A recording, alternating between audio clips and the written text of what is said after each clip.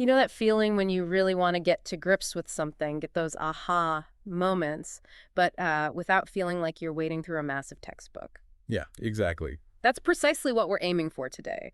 We are diving deep into Bernhard Roetzel's Gentleman, the ultimate companion to the elegant man.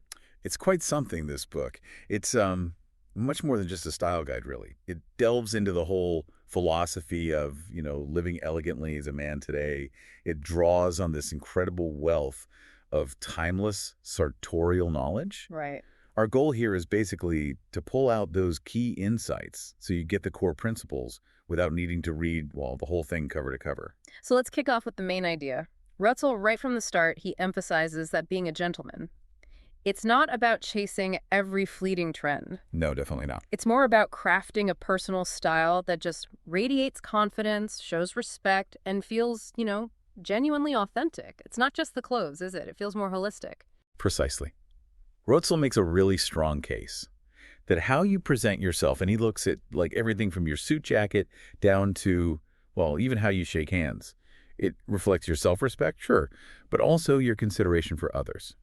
That first impression, he argues, it really says a lot. And it's not some dusty old rule book either. This book, it's actually been updated for its 20th anniversary. So it does factor in how fashion and society have changed. But those core principles, the timeless stuff, they're still absolutely fundamental. That's exactly right. Roetzel consistently circles back to these fundamentals. Quality over quantity is a big one. Yeah. Favoring subtlety over anything too flashy, and always putting good manners first. He presents classic style more as a framework, Yeah. something that allows for personal expression, not just a rigid set of rules. That makes sense. Now, this is where it gets quite interesting, I thought. He even looks at how different cultures approach this idea of gentlemanly elegance.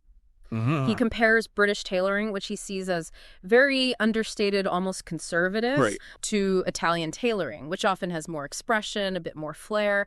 But he's clear that both are valid, both are elegant ways to dress. And what strikes me about that comparison is how it underlines a key point.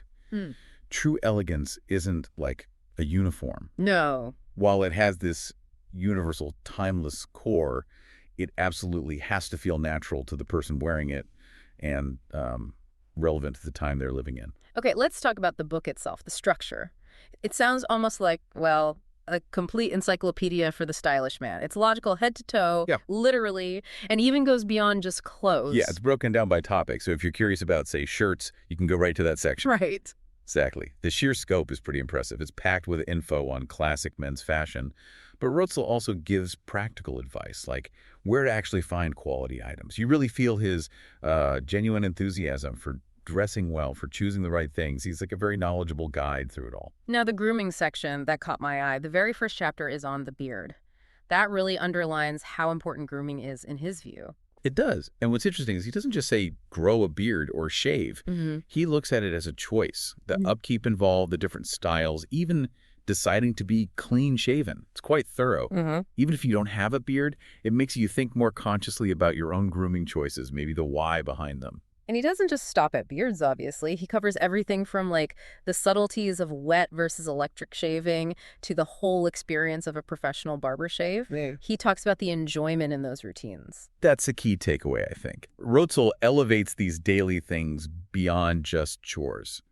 He also gets into skincare and fragrance, even giving what he calls the perfumer's ABC, though admittedly not in huge depth. Yeah. But he does discuss classic colognes, the idea of having a signature scent, part of that defined style. And hair care gets the same treatment, finding a good hairdresser, proper washing, styling, even tackling hair loss. Oh, and manicures get a mention too. Yeah. So if we connect this back, the main insight from the grooming section is that being well-groomed isn't just superficial. It's the absolute foundation of elegance. It takes knowing what's what and, well, consistently putting in the time and effort. All right, let's get into what many would see as the real core of the book, the clothing. This sounds like a proper education, piece by piece, with history, technical bits, cultural context. Let's start with shirts. It's not just about owning shirts, is it? Definitely not. Roetzel goes into what really makes a quality shirt, different collar styles, what they communicate, the types of fine cottons, those subtle signs of good construction, like a split yoke. A split yoke, remind me. Right. So the yoke is the panel across the upper back and shoulders. A split yoke means it's made of two pieces of fabric, cut on the bias, joined in the middle. It allows for more movement, a better fit across the shoulders. It's a detail you find in better-made shirts. Okay, got it. He even gives a peek into bespoke shirting, mentions top English shirt makers. It's like an insider's guide. So key insight. Understanding these details, the fabric, the construction, it's fundamental to building an elegant wardrobe. And then neckwear. He traces it back to the cravat, talks about what makes a good tie silk quality, pattern suitability, and then actually gives step-by-step instructions for tying knots, four-in-hand, Windsor, even the bow tie and cravat. What's interesting is how he kind of elevates the bow tie. He presents it as this enduring mark of elegant individuality, a refined way to stand out subtly. It's about appreciating the history, the craft, a key insight. Neckwear isn't just functional. It's a chance to show style and respect for tradition. And then we hit the cornerstone, as he calls it. He looks at it from all angles. The anatomy, the crucial importance of fit and tailoring, the different styles. He even takes us to Savile Row, the Mecca, right? Explains classic English suits, structured shoulders, reserve fabric. And then to connect that to the broader picture, he contrasts it with the Italian suit, usually lighter, softer shoulder, neat, maybe more expressive fabrics and cuts. He mentions these legendary tailoring houses, Gives and Hawkes for traditional English, Chiton for that Neapolitan softness, Brioni for luxury. Right. Not just name-dropping, but giving real examples of quality and style. He even recommends specific shirt makers and tailors. Practical guidance if you're looking for the best. Key insight. Understanding these different tailoring schools and quality hallmarks is key to choosing suits wisely. It's good he doesn't just stick to formal wear, though. He acknowledges smart casual, includes blazers, sports jackets, even good denim. It feels more grounded in, well, modern life. Exactly. He's realistic about how people dress now, but still holds that high standard. Even with jeans, it's about the right jeans, classic cut, good fabric, good fit. No, shoes. Roetzel apparently says they're among the most important features. He goes into detail on what makes a good shoe. Goodyear welted construction, quality leather, timeless designs. Goodyear welted. That's the really durable one, right? Yeah, exactly. It's where the upper insole and a welt, that strip of leather is stitched together, and then the outsole is stitched to the welt. Makes them super durable, lets you replace the sole easily, extends the shoe's life massively. And what's great is how he breaks down the classic types, Oxfords versus derbies, loafers, monk straps, and clarifies when to wear what. Like closed lacing Oxfords are generally more formal for business. Right. Loafers, more relaxed. And like with suits, he profiles top shoemakers. John Lobb of London, for instance, known for bespoke. He even touches on the intricate process of handmade shoes. Key insight. Investing in well-made classic shoes and knowing when to wear them is vital for looking polished and getting long-term value. And it's not just buying them, is it? He really stresses shoe care polishing, using shoe trees. Back to that theme of respecting quality. Then accessories, ties, belts, socks, watches, pocket squares, cufflinks, hats. The level of detail sounds immense. Absolutely. Specific guidance, like coordinating sock colors with trousers and shoes. And I like that little tip about a black leather belt with a brass buckle, often looking more refined than shiny silver. It's those subtle things. Yeah. Even with watches, his advice is basically less is more. One great classic watch is better than a bunch of trendy or flashy ones. Key insight. Yeah. Thoughtful selection and coordination of accessories are essential for that final polish and expressing personal style within that classic framework. So the big takeaway from all this clothing and accessory discussion is that real elegance is in the details.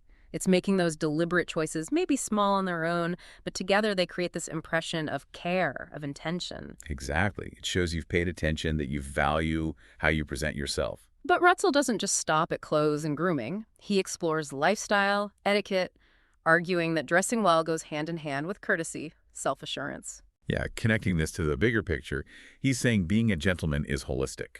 It's not just the outside, it's conduct, character. He even links dressing impeccably for dinner with having equally impeccable table manners. Key insight. True gentlemanliness goes beyond clothes to include behavior, etiquette, and a cultivated way of living. And he looks at leisure, too, the sporting life, he calls it. Hunting, riding, fishing, golf. He details the specific dress codes for each. So knowing the right tweeds for shooting or what to wear to the races, that's part of it. What's interesting there is how these aren't just hobbies, but social rituals with their own traditions and expectations for attire. He's painting a picture of a gentleman who's appropriately dressed for all parts of life, city, or country. He even mentions fine indulgences, pipes, cigars, almost like a nod to that historical image. And the bar in the pocket, the hip flask and drink selection, it does feel a bit like a bygone era, doesn't it? It does, yeah, but it adds to the full portrait he's building. It's about knowing these traditions, even if they're not common today. And he also covers practical stuff like trial packing efficiently, keeping a suit looking good, even advice on umbrellas and raincoats. And then home comfort style at home, a tasteful breakfast table, a classic dressing gown. It reinforces that this isn't just for public display. It's a way of living with refinement, even in private. Absolutely. And the thread running through all of this is dressing appropriately out of respect for the occasion, for your hosts. He even includes an appendix on caring for clothes and shoes, showing that respect extends to your belongings too. So as we kind of pull this all together, a few key themes really stand out. First, that strong emphasis on investing in quality, embracing classic style, choosing well-made, timeless items over trends. Definitely. And what's notable is his focus on heritage craftsmanship, Northampton shoes, a saddle leather briefcase. He suggests these things have an enduring quality, even a history. It connects you to a tradition of excellence, which can boost your own confidence. Another big theme is mastering the details. All that specific advice, using a pressing cloth on dark trousers, the right trouser cuff height. Even choosing a good umbrella, it's practical, but also a subtle style point. Exactly. Individually, they might seem small, but together they show real care and attention. It's about appreciating the finer points. And then, crucially, dressing for the occasion and minding the etiquette. Understanding dress codes, black tie, business, country weekends. He even goes into the history of formal wear, like tuxedos and morning dress. It shows respect for tradition and for others. Knowing the guidelines helps you navigate situations easily. And it's not just clothes, it's demeanor too, being punctual, considerate. Right. And the final key theme seems to be continuous maintenance and lifelong learning about style. It's not a one-off thing, it's ongoing. He guides on wardrobe care, and the book itself encourages you to keep learning and refining. It's about appreciating the art of dressing well as a journey. He's sharing his passion and inviting you to explore what resonates with you. Now, let's step back a bit. Offer a critical look. It certainly sounds like it lives up to being the ultimate companion. It's packed with info, great photos, incredibly comprehensive. Absolutely. Its thoroughness is a huge strength. If you really dig into it, you get a complete education in gentlemanly living, from dressing for any event to grooming subtleties and lifestyle. But it's a big book, isn't it? And very focused on classic tradition, especially English tailoring and etiquette. So maybe a bit traditional or even overwhelming for some. That's fair. If you're mainly into the latest trends or minimalism, maybe not the first pick. It doesn't focus much on streetwear or cutting-edge fashion. Roetzel's goal is conveying those enduring principles, and he does that incredibly well. And while it covers so much, maybe some areas get slightly less detail. Like color coordination is apparently a bit general. But overall, as a comprehensive intro and inspiration, it sounds like it hits the mark. Precisely. It's a celebration of classic men's style, a guide to carrying it forward. It's critical of sloppiness, yes, but mostly it's enthusiastic, encouraging about being a well-dressed, well-mannered man. So the final takeaway on the book, it's basically a manifesto for living with elegance and intention. Roetzel sees being a gentleman as an art form, clothes, yes, but also a whole way of being. And the book gives you the toolkit to cultivate your own version of that. And with that, hopefully you've gained a pretty good shortcut to understanding the core ideas in Roetzel's guide. Yeah, we certainly hope this deep dive has given you some surprising facts, maybe some valuable knowledge without feeling like, just a huge info dump. Which leads us to a final thought for you to consider.